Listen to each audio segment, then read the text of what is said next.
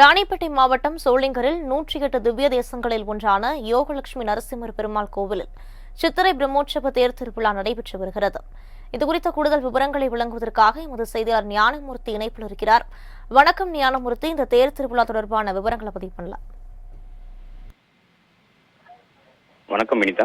சோளிங்கரில் தேர் திருவிழா நடைபெற்றுக் கொண்டிருக்கிறது. ராணிப்பேட்டை மாவட்டம் சோளிங்கரில் 108 திவ்ய தேசங்களில் ஒன்றான யோகலட்சுமி நரசிம்ம பெருமாள் கோவிலில் இந்த தேரோட்டம் நடைபெற்றுக் கொண்டிருக்கிறது.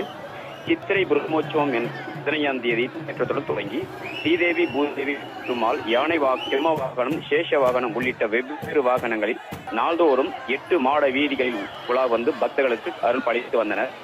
இன்று சித்திரை தேரோட்டம் நடைபெறுகிறது. இந்த தேரோட்டத்தை சோளிங்கர் சட்டமன்ற உறுப்பினர் AM முனிரச்சல் மற்றும் கோவில் நிர்வாக ஆணையர் ஜெயா ஆகியோர்கள் வடம் பிடித்து தேரை துவக்கி வைத்தனர். இதில் லட்சக்கணக்கான பக்தர்கள் கலந்து கொண்டு தேரை வடம் பிடித்து இழுத்துச் செல்கின்றனர்.